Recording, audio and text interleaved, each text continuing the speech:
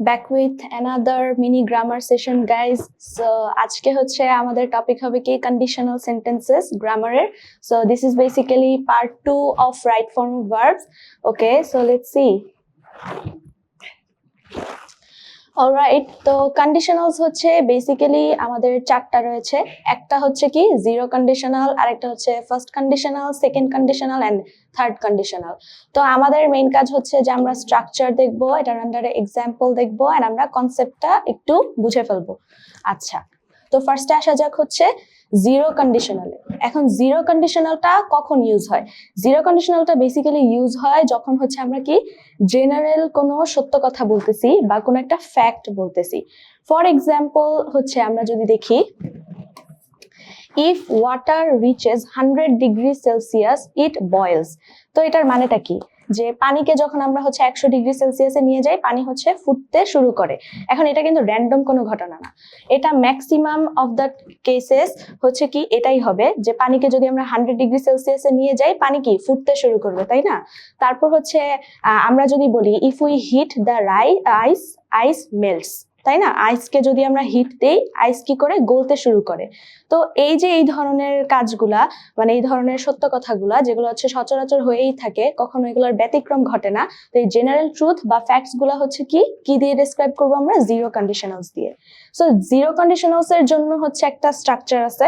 স্ট্রাকচারটা হচ্ছে বেসিক্যালি আমাদের একটা কন্ডিশন পার্ট থাকবে, একটা রেজাল্ট পার্ট থাকবে। ও বাই দ্য ওয়ে, কন্ডিশনালসে কিন্তু অলওয়েজই একটা কন্ডিশন পার্ট থাকবে এন্ড একটা রেজাল্ট পার্ট থাকবে। তো আমাদের যে কন্ডিশন পার্টটা থাকবে সেটাতে হচ্ছে ইফ দিয়ে স্টার্ট হবে, তাই না? ওটাকে আমরা বলি ইফ ক্লজ। আর পাশে যে রেজাল্টের যে পার্টটা থাকবে সেখানে আমাদের আউটকামটা লেখা থাকবে, যে যদি এমন হয় তাহলে ফলাফল এটা হবে। এই পাশে অ্যাকশন, ওই পাশে আউটকাম। আচ্ছা, তো এই যে আমাদের কন্ডিশন পার্টের স্ট্রাকচারটা কিরকম হবে? জিরো কন্ডিশনালে হচ্ছে আমাদের দুই পাশেই, এখানেও প্রেজেন্ট সিম্পল হয়, এই পাশেরটাতেও প্রেজেন্ট সিম্পল হয়। সো বেসিক্যালি এটা হচ্ছে আমাদের কন্ডিশন, যে if water reaches 100 degree Celsius, যে যদি পানি কি 100 ডিগ্রি সেলসিয়াসে পৌঁছায় তাহলে হচ্ছে পানি ফুটতে শুরু করবে, ইট বয়েলস।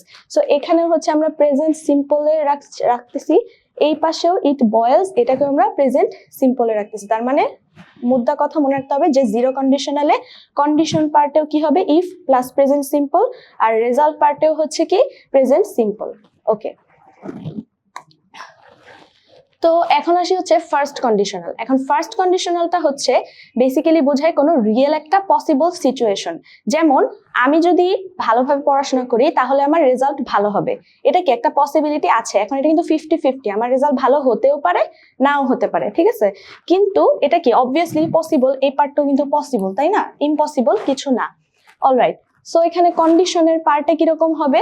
কন্ডিশনের পার্টটা হবে ইফ প্লাস প্রেজেন্ট সিম্পল। কারণ কেন?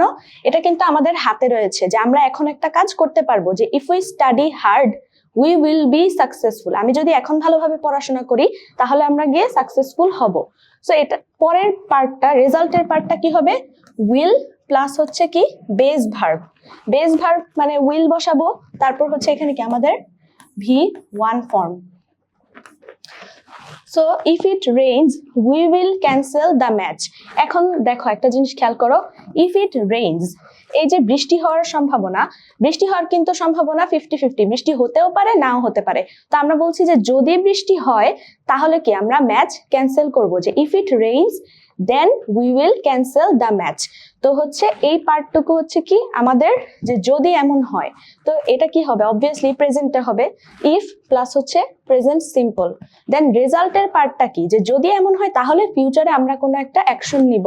দ্যাটস ওয়াই হচ্ছে এখানে উইল প্লাস কি ভার্বের বেস ফর্ম হইতেছে ফিউচারে। Okay, so will plus base verb, এটা মনে রাখলেই হবে আমাদের। So if it rains we will cancel the match. Alright, এখন আসি হচ্ছে সেকেন্ড কন্ডিশনালে। সো সেকেন্ড কন্ডিশনালটা হচ্ছে বেসিক্যালি হাইপোথেটিক্যাল একটা সিচুয়েশন বোঝায়। হাইপোথেটিক্যাল সিচুয়েশন মানে কি? জিনিসটা কিন্তু এখন রিয়েল না, বাট আমি হচ্ছে উইশ করতেছি যে যদি এমন হতো তাহলে কি হতো। তো এখানে যেমন if I had $1 million I would start a business.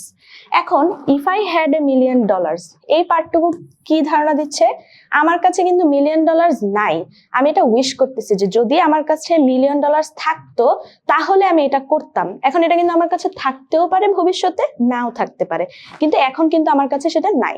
তার মানে কি, এটা একটা আনরিয়েল সিচুয়েশন। তো এই ক্ষেত্রে কন্ডিশনটা মানে কন্ডিশন পার্টের যে স্ট্রাকচারটা হবে সেটা হচ্ছে ইফ প্লাস পাস্ট সিম্পলি, ঠিক আছে। সো এই যে ইফ আই হ্যাড, আমি কি করছি, হ্যাভ এর V2 ফর্মটা বসিয়ে দিলাম, ঠিক আছে। ইফ আই হ্যাড $1 million, তারপর কি রেজাল্ট পার্টের স্ট্রাকচারটা সিম্পল, আমরা হচ্ছে এখানে উড প্লাস হচ্ছে কি ভার্বের base form. Okay, base form মানে প্রেজেন্ট ফর্মটা আর কি, যে I would start a business. So মানে আমার কাছে যদি $1 million থাকতো তাহলে আমি হচ্ছে এই বিজনেসটা স্টার্ট করতাম। If I had $1 million I would start a business. তার মানে ইফ প্লাস হচ্ছে পাস্ট সিম্পল, এটা হচ্ছে কন্ডিশনের পার্ট, আর আউটকামের পার্টে হবে উড প্লাস হচ্ছে কি ভার্বের বেস ফর্ম। ওকে, এখন সিম্পলি হচ্ছে আমরা আসি থার্ড কন্ডিশনালে। থার্ড কন্ডিশনালটা কেমন? থার্ড কন্ডিশনাল হচ্ছে যে এটা এমন একটা ভাইব দেয়, ইটস টু লেট নাও, মানে জিনিসটা এখন আর তুমি করতে পারবা না। ফর এক্সাম্পল, আমার রেজাল্ট খারাপ হয়ে গেল, আমি ফেল করে ফেললাম, তখন আমি কি বলবো, যে যদি আমি ভালোভাবে পড়াশোনা করতাম তাহলে হচ্ছে কি আমার রেজাল্ট ভালো হইতো, কিন্তু আমি কিন্তু পড়াশোনা করি নাই, so it's basically too late now, তাই না? তো হচ্ছে এখানে কন্ডিশন পার্টে কি হচ্ছে, if plus subject plus had plus V3, মানে পাস্টে কোনো একটা কাজ যদি আমি করতাম তাহলে এমন হতো। তো পাস্টের টাইম লাইনে এই জন্য এই পার্টটা হবে পারফেক্ট টেন্সে হবে আর কি বেসিক্যালি। তো যাই হোক, আমরা ফার্স্টে হচ্ছে ইফ, তারপর আমাদের সাবজেক্ট শি, তারপর আসলো হ্যাড, এই যে হ্যাড, দেন হচ্ছে কি লিভের V3 form, okay, মানে past participle form. So if she had left earlier, she would have caught the train. কি করলাম, would plus হচ্ছে কি have প্লাস হচ্ছে কি V3। তো থার্ড কন্ডিশনালের কিন্তু একটা ইউনিক বৈশিষ্ট্য আছে, থার্ড কন্ডিশনালে হচ্ছে কি আমাদের পুরাটা জুড়েই হচ্ছে পাস্ট পার্টিসিপল ফর্ম হয়, whereas ফার্স্ট কন্ডিশনাল আর সেকেন্ড কন্ডিশনালে কিন্তু ভার্বের বেস ফর্ম হয়। তো আমরা হচ্ছে আমাদের জিরো কন্ডিশনালে কোনো সমস্যা হয় না, ফার্স্ট কন্ডিশনালেও হয় না, সমস্যাটা হয় গিয়ে হচ্ছে সেকেন্ড আর থার্ড কন্ডিশনালে। তো অলওয়েজ মনে রাখবো, সেকেন্ড কন্ডিশনালের ইফ ক্লজের পর কিন্তু উড প্লাস ভার্বের বেস ফর্ম, ঠিক আছে। আর থার্ড কন্ডিশনালে অলওয়েজ মনে রাখতে হবে যে ফার্স্ট পার্টটা হচ্ছে কি পারফেক্টে আছে, পারফেক্ট টেন্সে আছে। For example, had plus V3 এই ফরম্যাটে কন্ডিশন পার্টটা, আর রেজাল্ট পার্টটা হচ্ছে basically would plus have plus V3 past participle.